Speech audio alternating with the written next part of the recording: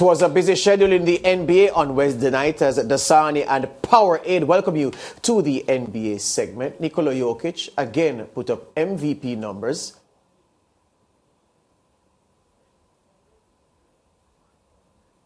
Right, so these are the scores of the games played on Wednesday night. Hawks beating the Mavericks, Wizards taking down the Knicks, the Thunder beating the Pacers, Grizzlies better than the Cavaliers, the Heat too strong for the Pelicans, Hornets, they were punching harder than the Rockets, the Jazz beat the Clippers, Nuggets beating the Timberwolves, we'll talk about that, and the Kings from Sacramento beating the Lakers in what must be considered a low-scoring affair. Now, Jokic again put up MVP numbers, as I was saying, as his triple-double helped the Nuggets secure an 8th straight win, the latest at the expense of the team from Minnesota. Nikola Jokic and the Denver Nuggets taking on the Minnesota Timberwolves. And in the first quarter, Jokic leading the charge for Denver. Baseball pass here ahead to Bruce Brown, who throws it down. Then Jokic cuts to the basket. Look at the body control here. Looks out of sorts, but he tosses it up and in. Got the foul, made the free throw. Denver by 10. Anthony Edwards always sort of looks smooth going to the basket. He gets the lefty in for the lead. Minnesota up by 1. Jokic posting up and again taking some contact, making the fadeaway, gets the free throw. He had 19.6 assists, 5 rebounds in the first half. Just before the halftime buzzer, there's Edwards with the response with the layup. Minnesota by 5 at the break. Go to the third quarter now on an out-of-bounds play. Nikola Jokic to Kentavious Caldwell-Pope ahead for the stuff, and Jokic passes Alex English on the Nuggets all-time assist list. That's the most in franchise history. Anthony Edwards, acrobatic layup. That one falls down. It's Minnesota by 4. There's another look.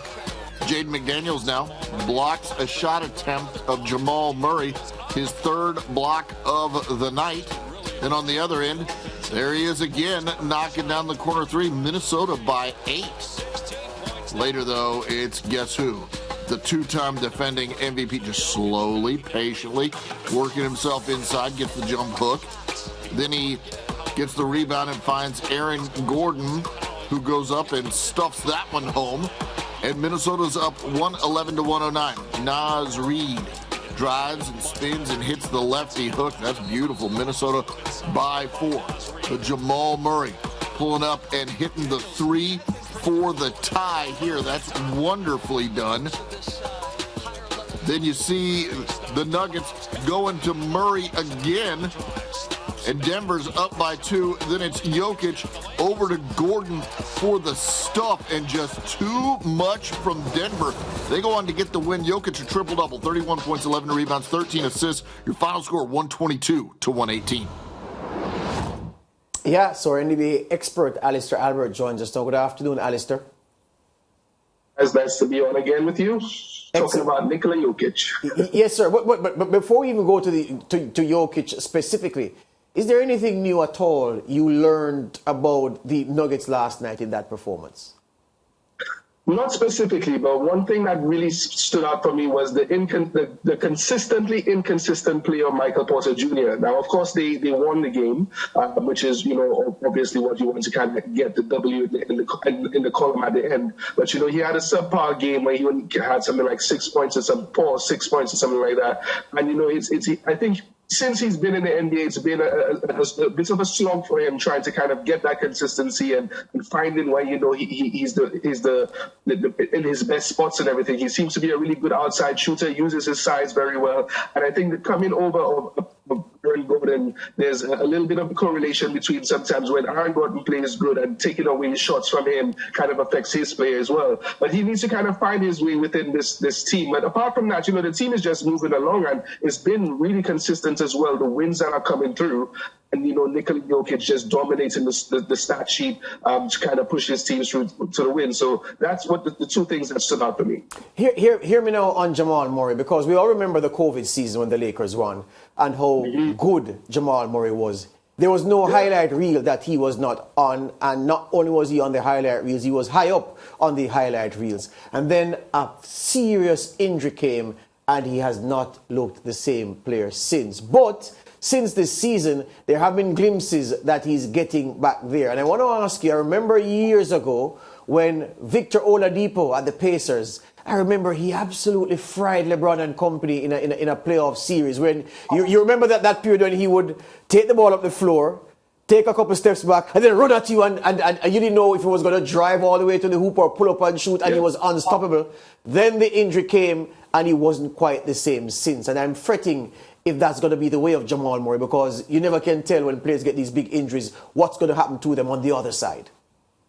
Yeah, the explosiveness of him has kind of diminished a little bit, and it's one of those things you never really know what to expect from a player coming back. Not everyone could be Kevin Durant and come back and still average 30 points a game, but Kevin Durant's game was never based on explosiveness per se. It's about size and shooting over people and just being a marksman like he is. Jamal Murray uses his first step really quickly, tries to evade guys at the top of the key, gets into the zone, slashing, cutting, shooting. That has kind of remained consistent. But yeah, he has lost a little bit of a pop of his step, but he's still a really confident player who thinks he could do quite a lot on the court. And it's good to see him kind of rounded into some sort of form as the season goes on. And that's I think the good thing about 82 games in a season. Sometimes it kind of hurts sometimes because guys get injured because of how many games they play, but also it allows guys to get their rhythm. And I think that's what is happening for Jamal Murray in some sort of way. I don't expect him to become as explosive as he was, like Victor Oladipo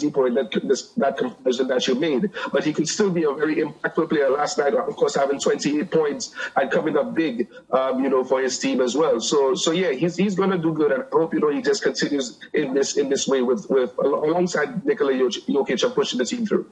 Yeah, yesterday, Alistair, I asked you a question about Nikola, leaving the Nuggets to go somewhere else for a championship. Of course, you were against that. So today I pose a different question to you, very similar question though. What do the Nuggets need? Who do the Nuggets need to ensure that, they are championship contenders?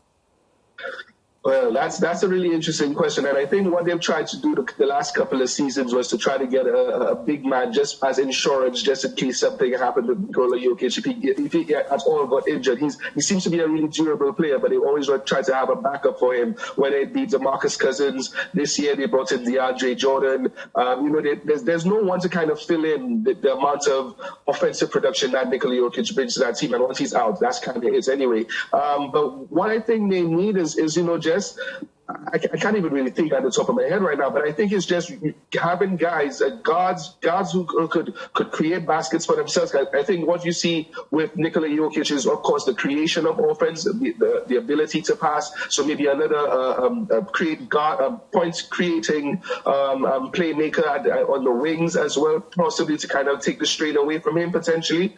But yeah, I think they have a really good team right now, a really deep team. They have Bones Highland coming off the bench, who's in his second year in the season, who's playing well as well. So yeah, I think it's more maybe just guard play, strong on-ball defense. They're a bit average on defense as well. These are probably the two things I think that stand out for me right now: defense and maybe just more offensive creation.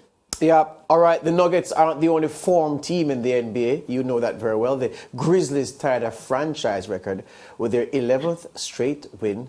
And Ja Morant has had the kind of season that you would hope he would have coming off the last season. And of course, the broken leg was in his rookie year, correct? Or in the second year? Was last year?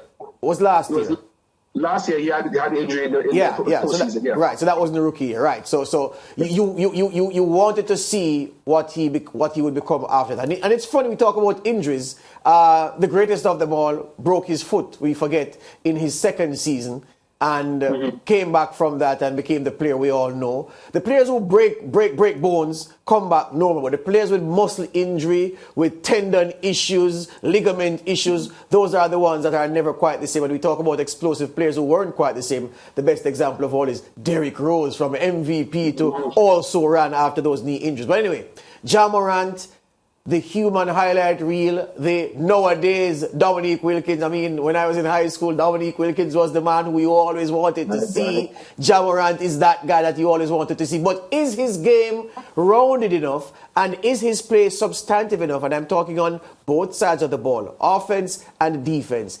Are those things in sync enough for him to even warrant mention when we're talking about MVP? On the defensive end, I think, he's kind of not on the same level as his offense. He's really dynamic offensively, and you see all the highlights like you mentioned, coming up and just reaching back and dunking over guys. Even his missed dunks are just as spectacular as the ones that he makes. Defensively, I think he has a little work to do, and I think maybe as he continues to gain more experience in the league and start to understand defenses a lot more. The opportunities that probably he takes to steal the ball, the gambles that he takes, he'll probably kind of calm down on that a little bit, and that's youthful exuberance from a young player in the NBA, trying to show, you can't get past me, and every ball that passes in front of my face, I'll try to go for.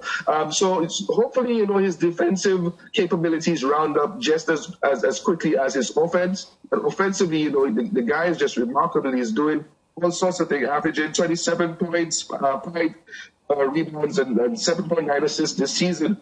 And he's just doing it all right now. And he has some players. The last time I think we spoke about the Memphis Grizzlies, we spoke about Jaren Jackson Jr. and whether or not he's a good second man next to him. But it's not even Jaren Jackson Jr. We have Desmond Bane, who's playing lights out basketball, averaging 22 points a game and 43% from 3-point range. He's just like a killer out there as well. But yeah, Ja Morant is the glue holding this together. What really frightens me as well for him is his health.